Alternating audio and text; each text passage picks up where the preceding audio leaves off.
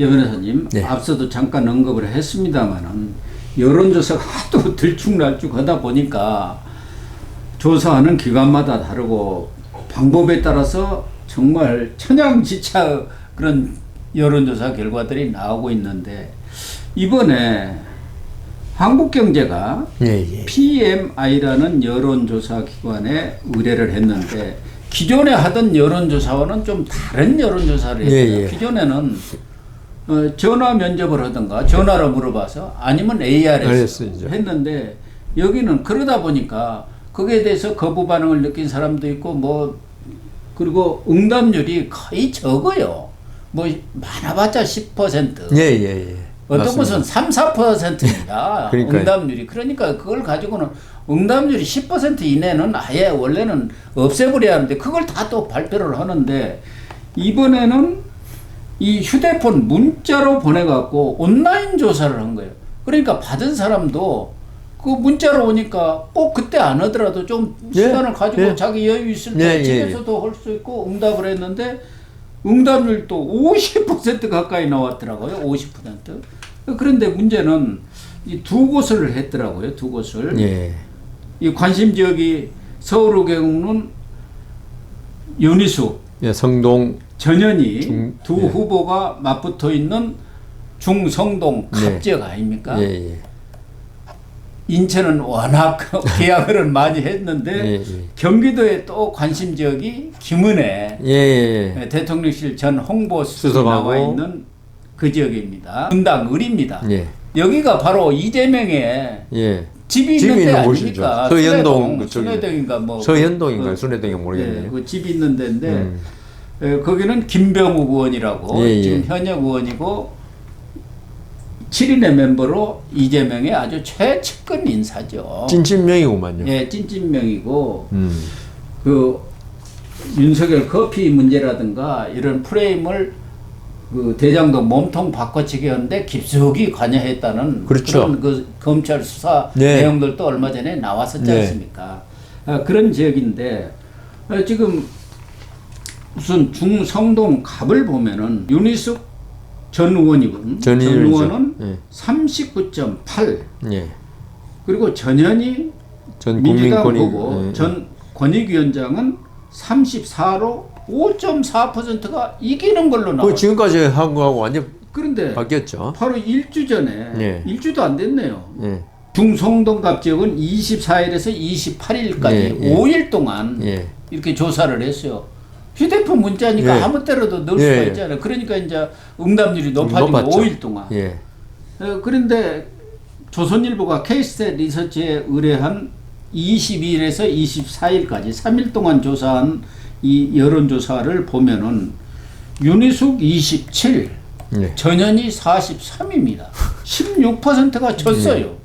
그런데 방식을 바꾸니까 윤희숙이가 5.4%가 이겨버렸어요. 그러니까요.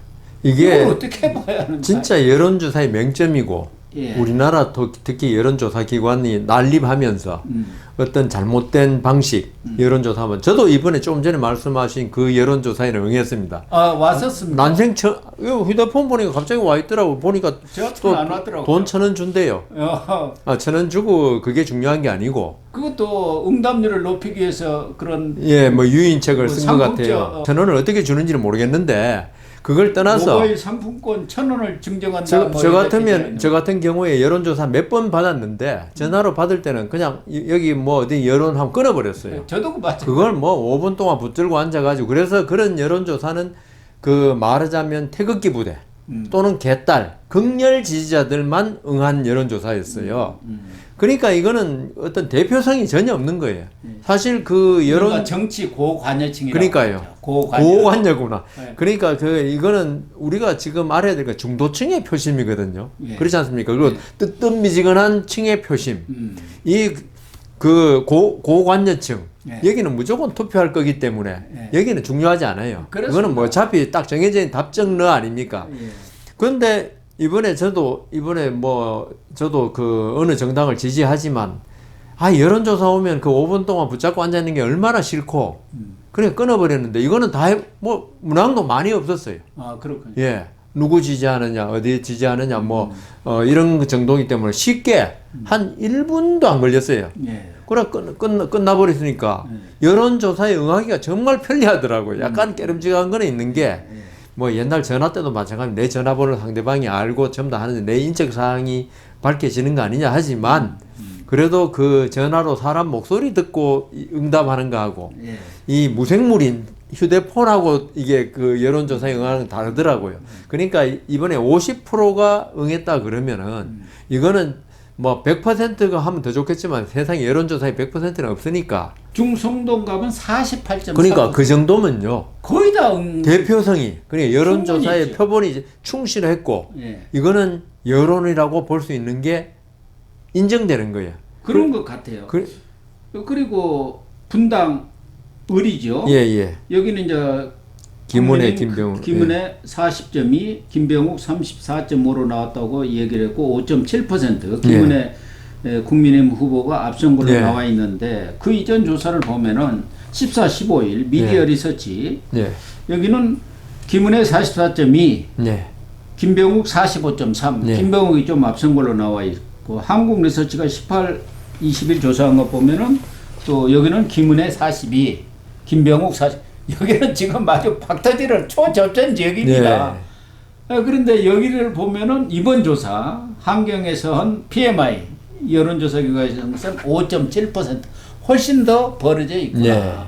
그래서 여기에 응답률은 분당은 49.1, 50% 응답률을 보이는 거예요. 그건 대표성이 있는 거죠. 대표성이 있죠. 충분히 있다고 봐야죠. 그리고 이 문자로 왔기 때문에 충분히 생각을 하죠.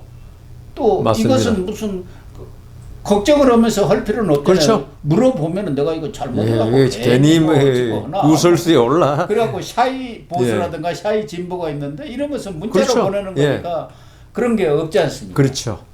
그래서 그 여론조사 이게 결국은 이제 좀 있으면 여론조사 금지 기간 되지 않습니까? 그 식으로 여론조사가 참 중요한데 미국은 선거 바로 그 당일까지인가도 여론조사를 발표할 수 있거든요. 우리는 깜깜이 선거라 그러지 않습니까? 그거 하는데 이 여론조사가 이게 발표 안 되는 것도 중요한데 이 여론조사 방식이 정말 잘 돼야 되겠다. 이번에 한경에서 PMI 한 거 이런 식의 여론조사가 이루어져야지 그게 여론조사로서의 그 대표성, 신뢰성이 있는 거지. 이때까지 뭐 어디 이상한 데서 해가지고 뭐 10명 대답하고 이런 걸 여론조사라고 자꾸 내보내는 게 이건 오히려 민심을 왜곡시킨다. 그럼요. 특히 요즘 같은 때는 연령대라든가 이런 것도 속여서 막 응답을 하고 그러는 경우가 많단 말이에요. 그리고 표본조사를 정확하니 지역별, 연령별, 뭐 성별 이런 것을 정확하니 해야 하는데 여론조사 조그마한 데서는 그런 인력도 없고 그런 어떤 기술적인 그런 노하우도 없기 때문에 대충 뭐 한 몇십 개 그냥 적당히 전화 받는 사람 갖고 하기 때문에 그건 믿을 수가 없어요. 이번에 보면은 이것도 참 의미가 있는 게 이 분당 얼마나 하더라도 전국 안정론 이게 40.4입니다. 전국 그러니까 정부 견제론 32.5예요. 그리고 당선 가능성을 보면은 김은혜가 40.8, 김병욱 37.7. 전체가 거의 동일하게 돌아가지 않습니까? 그게 맞죠. 다른 데로 보면 이게 막 뒤집혀갖고 왔다 갔다 해요. 어느 것을 믿어야 할지 모르겠다. 여기 보면은 전국 안정론이 훨씬 국민의힘이 높고 또 당선 가능성도 김은혜가 높고 그러니까 그 여론조사 결과도 김은혜가 꽤 높은 5.7%는 물론 이 오차 범위 내에는 있습니다만은 5.7% 이렇게 벌어졌다고 한다면 오차 범위라도 안정권입니다. 그리고 사실은. 저희들이 사실 분당을에서 거기 중도층이나 이게 좀 지식계층이 많았는데 계속적으로 김병욱 의원이죠. 그 많은 게 좀 이해는 안 됐었어요. 그러니까 그게 결국은 어떤 여론조사의 함정에 우리가 빠져 있었던 게 아닌가 그런 생각이 듭니다.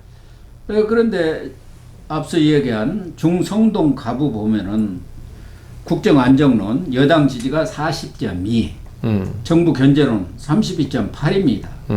그런데 당선 가능성을 보면은 그건 또 전현희가 바뀌었더라고요. 33.8, 예. 윤희숙 31입니다. 예. 그렇기 때문에 여기에서는 그래도 윤희숙 전 의원이 뒤늦게 뛰어들었고 뭐 전현희도 마찬가지입니다만 예. 그가 워낙 워낙 야세가 강한 곳이죠. 야세가 강하기 때문에 그쪽 사람들 입장에서는 그럼 뭐 민주당 되겠지 이런 생각들을 갖고 있는 것이죠. 그렇죠. 예. 그게 당선 가능성이 그렇게 나타나는 당선 거죠. 가능성이에요. 예. 그쪽에 사는 대다수 사람들은 우리는 뭐 늘 민주당이 지금까지 해왔어. 당선돼 왔으니까 이번에도 네, 당선이 당연히. 이쪽이 되겠지라고 예. 생각한 거죠. 그러나 표는 까봐야 한다. 예. 이렇게 보면은 아무리 야세가 강한 것이라도 정부 안정론이 정부 견제론보다 높고 거기서 또 이 지지율도 국민의힘이 높기 때문에 이런 데야말로 까봐야 한다. 뚜껑을 열어봐야 예. 한다. 이렇게 알죠. 맞습니다. 그래서 이번에 저도 이렇게 문자로 오면은 저도 할 것 같아요. 예. 그거 좀 간단해요. 생각을 해가지고 예. 정확하니 이렇게 네. 할 것 같아요. 그러니까 이런 것들이 더 정확한 그러니까 거 생각할 시간이 있더라고요. 예. 이 문자로 오니까. 예. 그래서 여론조사의 방법이라든가 기관에 따라서 상당한 편차가 예. 있구나 하는 것을 알 수 있고 이번의 경우는 참 좋은 예. 어떤 여론조사의 패턴이랄까 예. 이런 것을 보여준 거 아닌가. 앞으로 이런 식으로 많이 가야 될 것 같아요. 여론조사는. 예. 그래야 할 것 같아요. 예. 다만 갑자기 이제 바쁜데 전화 와갖고 뭐 여론조사 하나 바로 끊어죠. 다만 이제 맹점은 6, 70대 고령층에 좀 부적합하다. 예, 눈도 나쁘고 스마트폰을 마음대로 자유자재로 못 만지는 분들. 예, 그러니까 오히려 제 생각에는 이 방식이 보수한테 좀 불리할 수도 있다. 그런데도 여기 그러니까요. 그러니까 이게 얼마나 이게 저게 정확한 건지 알 수 있는 거죠. 그렇습니다. 참 좋은 모델이 있어서 시청자들께 소개를 해드리고 시청자분들도 최근에 여론조사를 보면은 뭐 거의 민주당이 다 이기는 압승하는 걸로 돼 있죠. 나오니까 이러다가는 큰일 나겠다 하시는 분들도 많은데 실질적으로 그렇지 않은 가능성도 있다는 점을 염두에 좀 꼭 두셨으면 합니다. 너무 실망하지 마십시오. 중요한 것은 투표장으로 가서 투표를 하는 거죠. 겁니다. 네, 사전 투표라도 하시고 투표율이 얼마나 높느냐에 따라서 얼마든지 그러니까 어느 계층이 많는 이 투표장에 가는 게 그게 문제죠. 예. 그러니까 한동훈 위원장도 한 말대로 지금은 뭡니까? 그 사전 투표도 수개표를 이번에 병행하니까 저번 지난 총선에서 그 투표 개표에서 많은 그 보수층들이 의문을 제기해서 사전 투표를 하지 말자. 그러니까 사전 투표를 안 간다는 거예요. 그게 보수층들이 그러면 안 되고요.